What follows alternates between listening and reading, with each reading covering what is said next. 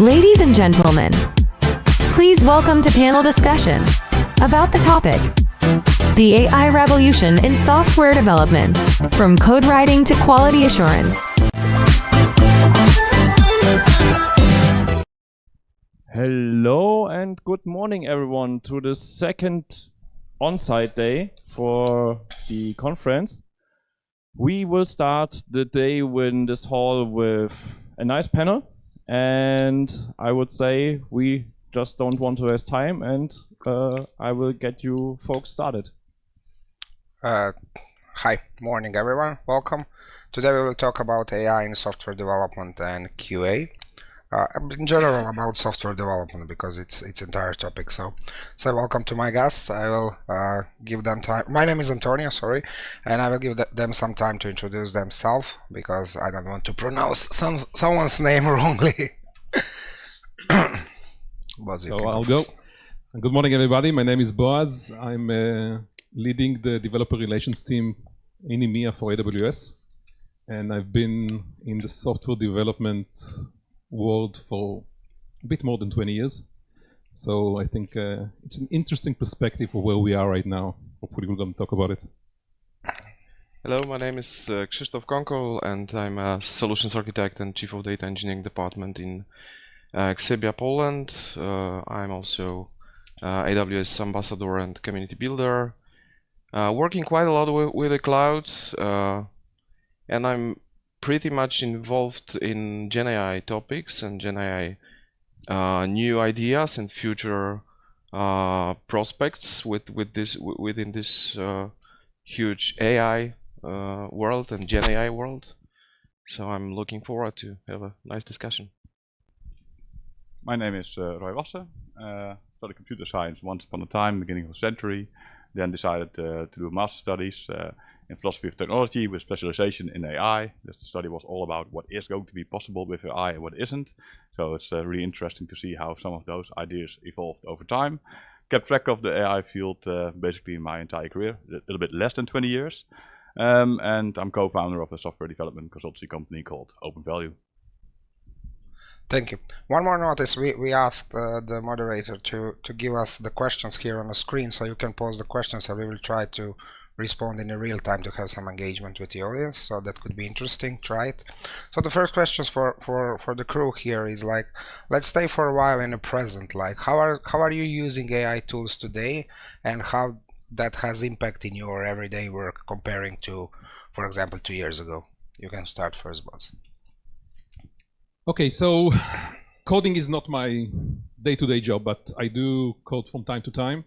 And part of my job is to try new things, play with new toys, new technologies, new stuff. And since I don't know every language out there, and unfortunately I don't have enough time to follow all the new features and new libraries and new tools, I think that GenAI changed the way I've been working for many, many years. So I always say that the best code that I wrote was something I copied from pick a website that you've been going to find code examples or GitHub for somebody else. Today, the best code I write is basically with some LLM helping me to understand how to control this LED light with an IoT library, or how to integrate the latest JavaScript front end inside one of the demos I'm doing. So yeah, I completely changed going to look for code online to look for help from GenAI tools. And I don't think it's a dramatic change, because looking for solutions was something we've been doing as developers for a very long time. I started with books, if any of you tried that. It's pretty interesting to look for code in books, and then we moved to website and forums and other things. I just changed the tool. It's faster, it's not more reliable, I have to say, not yet. And this is something that I'm sure is going to progress a lot. Do you use more ChatGPT or Google now? So I actually use, surprise, surprise, AWS tools. So we released Q Developer several weeks ago. It's basically an integrated tool inside your IDE. If you're using VS Code or IntelliJ, it's basically sitting inside your IDE. It looks at your code, and I can just chat with it, and it will give me the missing parts. I like it a lot, mainly because there is the layer of explanation. Not only throwing the code at you and now try to figure out what's going on, you're getting a very nice layer of explanation of why it was suggested. Copilot competitor or? I assume, yeah, but with a slightly different experience. Okay, same question for you too. To be honest, I'm on the same page as Boaz, and the thing is that since I'm a solutions architect, I don't really code day to day, but I'm doing quite a lot of POCs, prototypes, and different kind of things. So usually this is the same experiences as yours. The thing is that whenever I would like to write something which is a boring, tedious job to find out some code, instead of doing the research on the Google or using Stack Overflow, I use the Stack Overflow on steroids, so probably some tools like ChatGPT or similar. But to be honest, I would like to say it because you mentioned, and the question was about using ChatGPT or Amazon Q, and like if there are alternatives or Copilot, but these are very different tools in fact, and we sometimes mix the like what is a given tool in fact. Like people say, for instance, we are using ChatGPT, so this is just a large language model, but it's not. It's just an application on top of a large language model, which is called GPT-4 or GPT 3.5. The same thing is for Amazon Q, so it's based it's built on top of a model that is exposed in Amazon, but Amazon exposes multiple models like Anthropic Claude or Amazon Titan or Cohere, Metal, Llama 2, and these kind of things. So we have to be very careful what we are actually talking about. But this has also the impact on how do we use these tools, because in fact, if you consider using Copilot in your day-to-day job, it means that Copilot is basically taking your open tabs or open code or the whole code as a context of the query to the large language model. It's nothing more than that. Of course, there are lots of different, like we call them, guardrails to pick the or to propose a good code for you, but in fact it has to use a very long available context window. So the prompt to the model, so it's just like you deal with ChatGPT or asking a short question and get a long answer. This is a typical usage. So this is the different thing. You get the very long question with a whole context and the very short answer which is a piece of code. But in fact, I'm just avoiding in my day-to-day job tedious tasks or finding things on Google. And if I want to run Aurora on AWS and want to make a quick module on Terraform, I don't really care. I'm just getting the code from whatever tool and then fixing it. But I don't have to write all the lines myself. Saves a lot of time. Okay. So actually, I want to ask the audience the same question, kinda. How many people here use something like Copilot in the day-to-day job? Quite a lot, 2/3 maybe. That's quite interesting. I also put out this question in our internal Slack, and of people that responded, half of them were using it in the normal coding job. And I also asked them, how satisfied are you with the tool that you're using? And they could rate it from 1 to 3. 3 is happy, 1 not so happy. And what I was quite surprised, I always hear a lot of skepticism about well, how useful it actually is, especially if you're a senior. I mean, you're better than the Copilot kind of suggestions pop up all the time, and there's probably some truth to it as well, I think. But most of the people were actually quite happy with Copilot and how it helped them be more productive. Like if you write a service for one domain class, it's really easy to have Copilot write the other implementations based on what you already did for one domain class. So a lot of really good examples there. And I also think the funny thing about this question is it evolves really fast. I mean, if you look maybe 18 months ago. 6 months ago. 6 months ago, 3 months ago, right? Yeah. Anything we say now about the quality is probably different, even in a few weeks. But it's definitely really useful. So if you need to do something with a language that I'm not familiar with, so I didn't really do anything with Python, for instance, and I thought that's an easy command line chess game with Python. by only using ChatGPT in this case, and by the way also benchmarked it with Google Bard at that time, so this is like 6-7 months ago.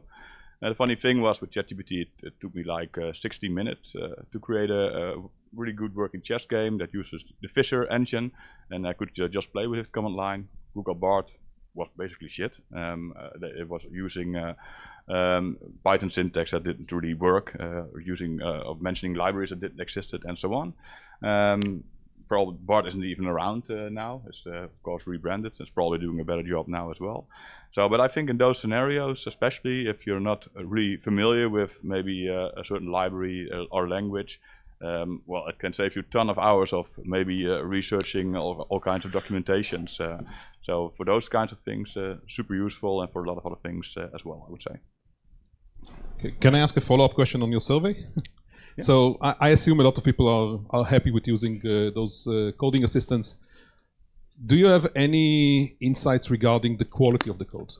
Because I know some internal data from AWS, one of our customers, one of our first customers with Amazon Q, one of their engineering teams start using Q for the last 4 months. They use it between 10 to 15 times a day, which I think it's a nice number. And the acceptance of the code suggestions is around 37%. I think it's pretty high.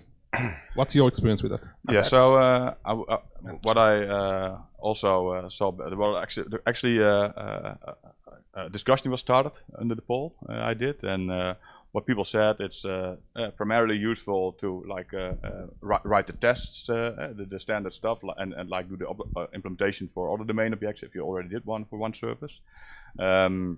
Or to like bootstrap your project for the scaffolding part, and maybe you do it a few times, and then after that you complete the code yourself. So it's really helpful to get started, basically, I would say. I think the code quality is not on the top of the senior developers, for example, but it's logical that it's very useful for senior developers because they can understand difference between good and bad. And basically you are getting your personal assistants that will allow you code faster. That means you will be more productive, and that's win-win situation. But having some juniors who doesn't understand difference between good and bad quality, it will end up as disaster on the long term if they are just using LLM models today. On the other side, as you said, starting some MVP and bootstrapping some projects or playing for your homework or whatever, it's amazing tool. That's basically where I'm mostly using, like, here's the prompt, give me something, and then I just adjust the code in a way I need. But 2 months ago I needed to I wanted to test some we had some idea about investing in cryptocurrencies. It doesn't matter to go into details, so I want to backtest the idea to backtest the idea on the price of the Bitcoin. So I asked ChatGPT, like, can you give me the graph with everything, blah blah. And when I started asking more advanced questions to add it to the very simple application from the position of someone who understands the coding, it was unable to reach the level that I wanted. So it ended up that I just took the data, put it in the Excel, and solved the issue with 15 minutes. But basic, the start, like connecting the APIs to the CoinGecko, etc., it saved me like probably 2-3 hours of reading documentation and testing the ways how to do that. And basically I'm not a JavaScript developer, so it was not my field of the expertise, so also saved me some time there. So I think we are in the area where we have some really cool assistants, but they are still not able to take over the entire software development. And I'm not sure that we are even close to that. So one of the things I'd like to respond to is about junior developers using ChatGPT coding assistants. There's actually a nice paper written about this from the beginning of the year. It's called Refactoring versus Refactoring. Nice title. Don't know who the authors were exactly. But what it basically says is, yes, it's very, very helpful if you're a junior developer to help your ability to write code. But there's one problem here. You don't really learn the details, and of course you can easily relate to this. Maybe if, I don't know how many people here still write their own regular expressions. I mean, why would you? There are good websites that can help you with that, and ChatGPT does a great job. And the effect is, of course, that you kind of lose your own touch with writing these kinds of things. And this is just one example. And if you're a junior and you never learn these coding details or how to actually implement certain things, you're probably not going to internalize that. And it's going to be maybe quite hard to become eventually a mid or a senior developer. That can maybe be a problem with using GPT kind of things. When we are talking about the problems, we have interesting question. It's talking about the using code assistance tools. Is I share my sensitive code with a third party that will not be allowed. What's our take on this? If I can try to answer that question, Yeah. The thing is that we always share the code with someone, and it's not something specific. And I always make an analogy with these kind of problems or issues with the customers, which say, for instance, some of our customers say we cannot use Copilot because it's dangerous, or it might be dangerous. This is absolutely the same story like 8-9 years ago with the cloud. So everyone wanted to say, we don't want to go to cloud because it's someone else's computers, it's data center we don't control. We have this kind of like fear of going into cloud. But why we actually why we migrated into cloud, it's because we trusted. And why we trusted the cloud, it's because like Amazon has all the certifications, ISO things, all the guarantees and shared responsibility models and these kind of things, and we learned that it works. So this is the same case. If you go into the details, for instance, I'm a fan of Amazon Bedrock, and I'm using this service quite a lot for doing the applications for the users. And it has all the certifications and guarantees needed that my data or the user's data or the customer's data will not be used to train the models. Once you get that, then it's the same thing as using any cloud service, because in fact you're using GitHub to put your code there. So this is someone else's service, databases, computers and everything. Then you put your code onto cloud machines, which is someone else's computers. So you always share your code with third party. The only thing is, at the end of the day, is the trust, and that the customers actually read all the legal things which are behind the guarantees that the given cloud or given model vendor gives you. And that's basically all, because at the end of the day, the customers pay attention to compliance, not to the safety of your code, in fact. And I think for the Copilot that you can turn off sharing your code. Yeah. So that's a nice feature to have. And I think also, if you're really worried about this, there are quite some really good local models you can use with coding systems as well. They based on Llama, they work quite well. Apparently, I haven't done too much with them myself, but there was also one thing that was mentioned in our discussions. A few people were actually doing that. They say it's almost as good as Copilot. So that's another way maybe to solve this issue if you think that's the case for you. But you have to purchase a server, you have to install that, or you make your on your local machine, but it then takes your resources, so it's a trade-off. Oh, but if you run Llama locally, it's okay. It's surprisingly, well, it's using resources, but I would say it's difficult Okay. no. With an M3, it's working nicely.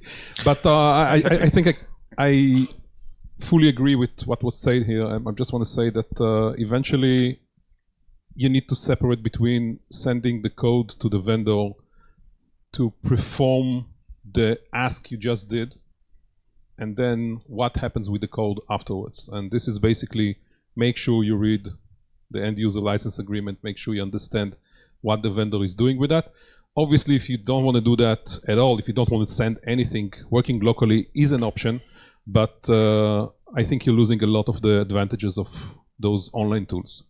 The fact that they're being constantly updated, the fact that they are distributed, performance, if paying by local resources or being able to distribute it across larger teams. So I don't want to start managing 50 developers installing Llama on their laptops and making sure it's up to date and so on. I forgot about it many years ago. I don't want to go back there. But once again, if you have to do that, if it's compliancy, if other reasons, it's absolutely possible today, and it will get better. We're going to get smaller and smaller models for local usage. I know people running LLM models today on Raspberry Pi, so they're small, they're tiny, they're doing very, very specific things, but it's possible. I'm waiting for the first one for ESP32 or something like that. But there is a trade-off here. If we use the local model, they usually, or pretty much always, they are smaller, and they have smaller context windows, so less code can get into the prompt, into the question to the model, which might decrease the quality of what's actually returned, because we cannot forget about that Gen AI, well, large language models, is in fact a stochastic machine. So it's like returning you something that is most probably in a given context. It's indeterministic. It doesn't understand the code. We have to remember that it doesn't understand the world, anything. It's just a probabilistic machine, nothing more. Yeah, so I would like to say that it is a really good thing that we're not 100%, so maybe you guys are both from AWS, but it's also a good thing that we're not 100% depending on like large companies that offer a service that we are going to need in our day-to-day job, that we can still do it without AWS or Google or Microsoft in the end. So it should be one option. It should be a tool that you're using based on the use case. Yeah. Okay, we have another interesting question. So, because we will face the wrong results or fake results from the artificial intelligence, will that make us unable to trust real intelligent people? I can jump on this. So there is one problem with LLMs currently that I've noticed. So basically, the LLMs are trained on the data that people created, but now more and more data is created by AI. So at some point AI will start learning from itself, and I don't know how, and will that be a quality content? So my point on this is that actually real intelligent people will be more worth in the future comparing even to today, because actually they will be the people who can resolve what's actually true, what's fake. So that's, I think, a great value, because we are still intelligent people, like, and AI from my point of view today is not intelligent, it's just great. Yeah. Like artificial intelligence, but the name is stupid by itself, but it is not even new technology. It is technology that exists from the 80s, and it's just pure math, and today we have enough computer power to actually use it, and we have enough data to actually use it. So it's not intelligent system. That's when I said when you are building MVPs, you still need a person or experienced developer to take things to the better place, to make it better. I tend to disagree here. Cool. Also, maybe for the sake of discussion a little bit. So, what is intelligence then? The thing is, if you were really good at math 120 years ago, everybody would say that's a really intelligent person. Then the calculator came along, and we basically stopped using how well somebody can calculate, do division, multiplication as a way to determine how smart somebody is, how intelligent somebody is. Okay, bunch of other technology was introduced. Then we were able to beat, of course, Garry Kasparov, Deep Blue in the 90s. Before that, everybody would say somebody that's a grandmaster at chess, that's probably one of the most intelligent persons in the world. We're no longer using that as an analogy to what intelligence is really about. So we shift the definition of what is intelligent as it suits us. We would like it to be something that we as humans are good in, and as soon as a computer can do it, no, that's not really intelligence. That's just, well, to phrase you, pure math, applied statistics, and so on. So the question is, if we now come up with something and we say, yeah, but we can do this or that, and a computer can do this. I would say, if we would have done this panel like a year ago, we would say, yeah, but a computer cannot generate like good-looking video, or maybe create a music that's creative. Well, you've seen, I take it everybody has seen the cool examples and has played around a bit with Sora and other technologies. The music sounds really good, sometimes. So yeah, I'm not so sure if the system is not intelligent. Also because we don't really have a good definition of what intelligence actually is. There is actually a good definition about intelligence. Please. So if you can solve a problem that you never saw in your life, that means intelligence. And calculator, for example, cannot solve anything except the math. And you as a person, you can solve something that didn't exist in the past, and that's what LLMs cannot do today. How can you prove that? That an LLM cannot solve a problem that has not been solved before? I mean, it can use the entire context of the internet. It can make correlations that maybe never been made before. But they cannot. I'm 100%. Guys, I think it's a little philosophical then. I'm not saying it will not be changed in the future, because like if you have better knowledge and a background, of course you can solve more issues, but currently I don't see that as something that is real. That's just my personal. I think that's why the data scientists and the scientists that are actually involved in artificial intelligence treat usually the term artificial intelligence as a marketing buzzword rather than really useful term, because nobody really knows or can by engineering or in engineering terms define what intelligent is.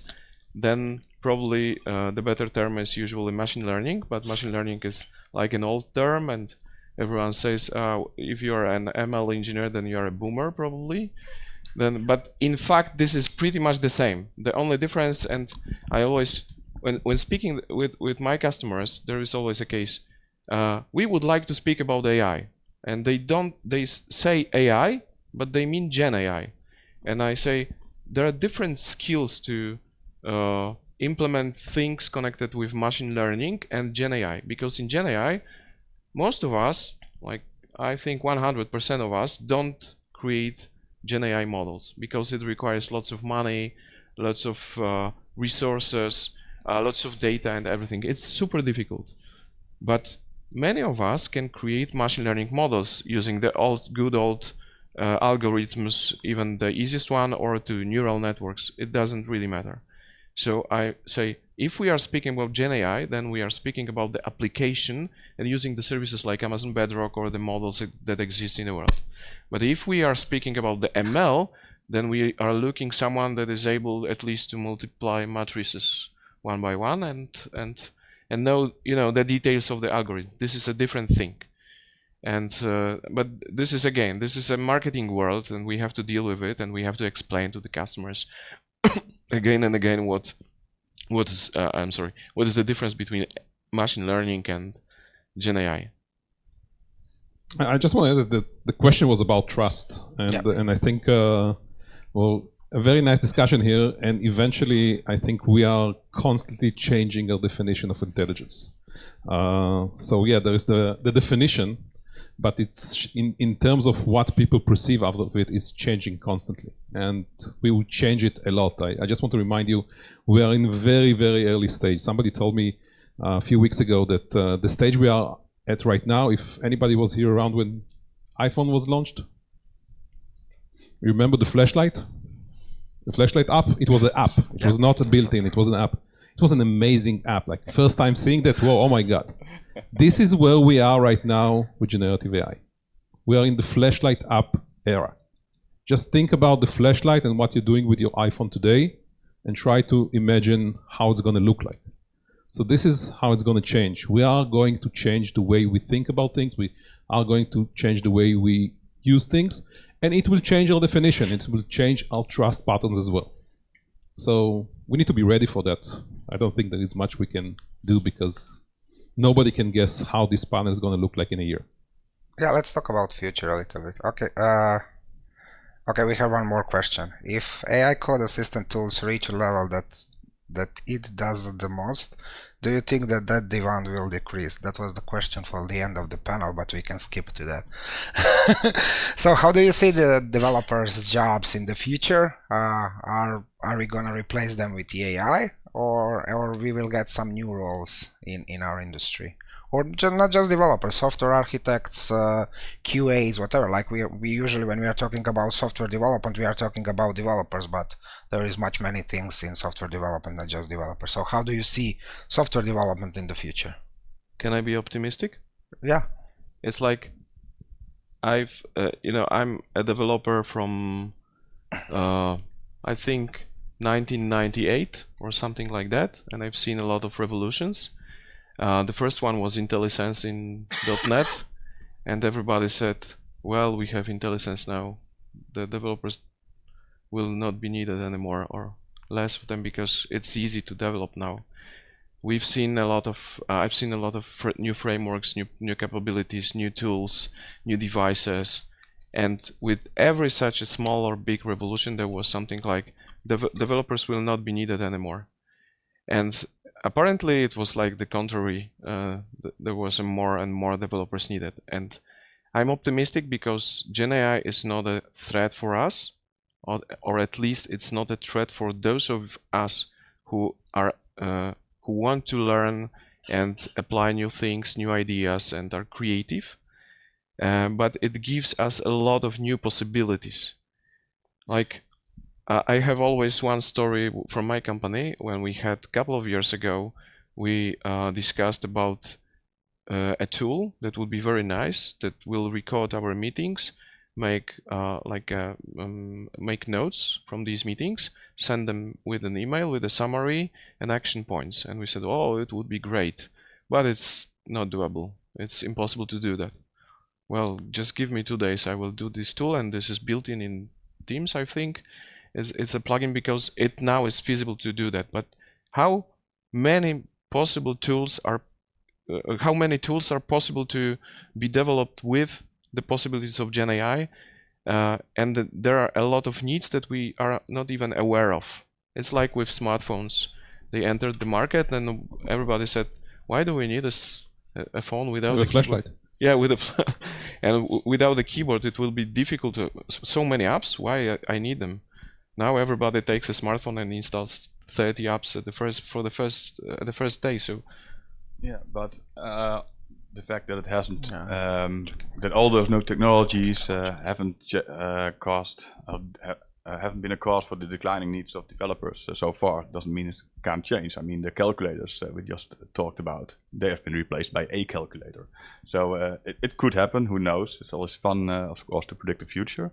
I think in the end, it probably won't be the case, because you need a human to interact with a system. We as humans have beliefs, desires, things we want at this moment in time. But anybody that has done an IT project knows that it will change probably in the next couple of days already, what you actually want and how you want it as soon as you see the first results. And I think it will be nearly impossible for any AI-based system to understand our true needs and biases and create the right kind of code. You need to, like, we as a developer also make an interpretation about what our clients wants us to do. I can imagine that maybe we get new programming languages. So if you look 60 years ago, maybe we're doing C, C++.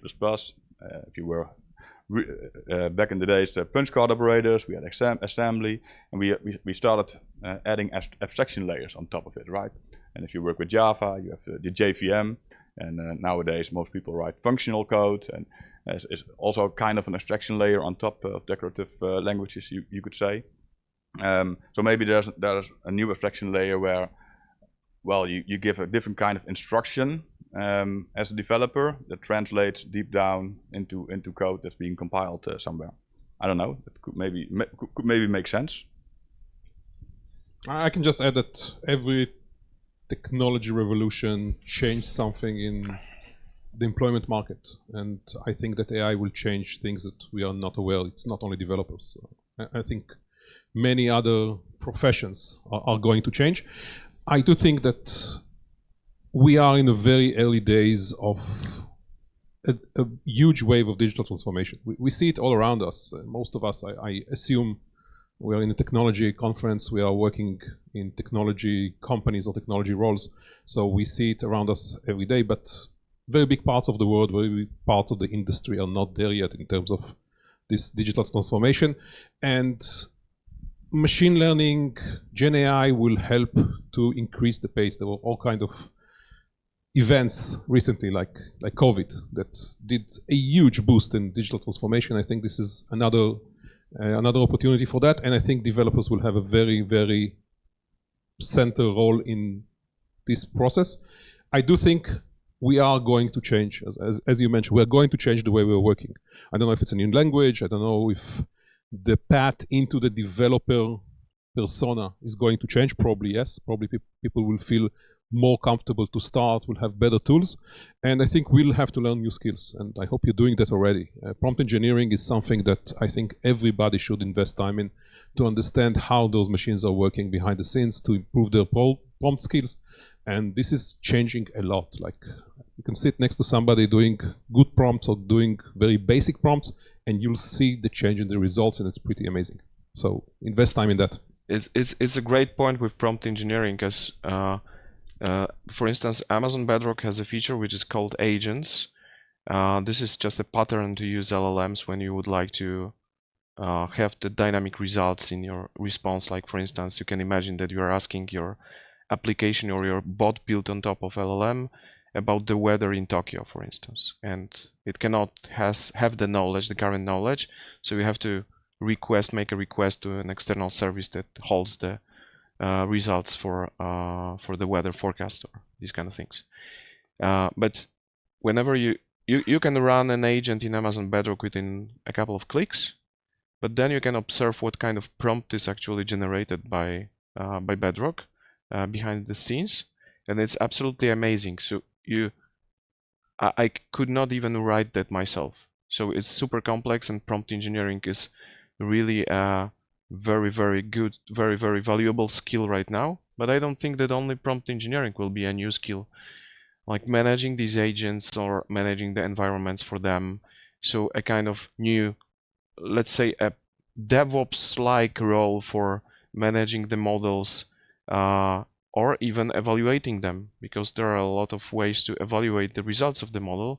If you're asking a model who is the president of the United States, you can validate that by if it's a good answer or not. But if you're trying to generate a marketing text about some products, you cannot evaluate that using any objective measures. You can say it's good or not, but you have to have a human in the middle, that human in the loop, that will read that and say it's okay or not. Or maybe you can employ some additional automation tools to say it's toxic, for instance. So there are A model to check it. Yes, use another model to check it is a good idea as well, but not always returns the good results, and the more sensitive text you're generating, the less valuable it is. But then you have a lot of new potential ways of developing things. For instance, there are a lot of tools right now to make so-called LLM ops, so all the operationalization around LLMs. There are new skills, new things. So what I could say, if we learn and we're creative, then we don't have to be afraid of the future. I think you covered everything. But just one small notice that I have to edit here. Like if you have two developers of the same skill, let's say senior, mid-level, doesn't matter, and one is using AI assistant, another is not using, there is obvious who will be the faster and more productive. It's just you have your personal assistant helping you there, trying to figure out some problems that you maybe never saw or something like that. So it's like steroids in a sport, like you just get advantage. So if you are not using, start using it. That's my advice. We have another question. We have like 7-8 more minutes. We have another question about ChatGPT here. Like, do you use custom ChatGPTs, and any tips on creating them? Have you tried scraping documentation and feeding them to the GPT? So, are we referring to different models? I'm not sure. I did try scraping some documents and feeding them to the, that's very easy to do with the ChatGPT. Basically, you can just ask it. If you have premium ChatGPT 4, you can do it out of the box. Just don't feed it with some privacy documents or etc. because in the terms it says that they will use that for learning the model. So maybe at some point it will be public, but if you want to keep it private, use the APIs. So that's how you can solve that. It's brilliant. We had a client, a large international client, and they gave me a gigantic contract. Well, we're a rather small company, and we don't have a legal person available. We could, of course, go in the market and find somebody for a few €100 an hour to read it. So I was a bit worried. So I took out indeed some of the sensitive parts, and I gave it to GPT. Said, can you please highlight the things you think that might be important for a company such as ours? And explained, of course, what kind of company we are. It was really fantastic. It highlights everything you want to know in complex contracts. I also asked how should it be changed, give me some suggestions, gave it back to the legal department of the company. They actually changed it, so that's really, really brilliant. So yes, I tried that and I really like it. But that raises another risk, over-reliance on AI. Like you can trust the AI to the extent that you actually do not have any doubts of the quality of what you return. But again, we have to keep in mind that it's just an indeterministic model that returns the words, not the whole context. It doesn't understand the document at all. Yeah, well, I would say I tend to be a bit philosophical again here. So what's understanding then? Yeah. Is my question. I agree that it is. So if you know how to ride a bike, it's something you cannot put into words, right? It's something that you know how to do. It's embodied somehow. And it's this is because you're Dutch. Yeah, as soon as we're born, probably. but I would say so. Yes, this is something an LLM cannot do because it is trained on text, so it doesn't embody something. While it does recognize patterns, so that is it can do some kind of emergent understanding by doing correlations, right? So that is kind of the same as understanding. When a human understands something, we also say, now we understand it. We can link this to something I already know, and now I understand it. This is also kind of a correlation. So it's hard to say if that's really a different kind of understanding or not. It's probably not the same thing, but is it not understanding? I'm not so sure. It is not. Sorry, I have to answer that because this is super important. It is not understanding for the simple fact that what I'm always asked, or maybe not always, but sometimes asked why the large language models actually are named like that.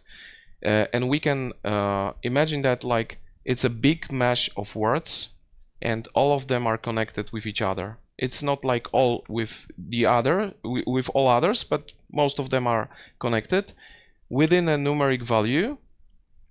Every connection has a numeric value, and every numeric value depends on the context in which these two words actually existed in the context.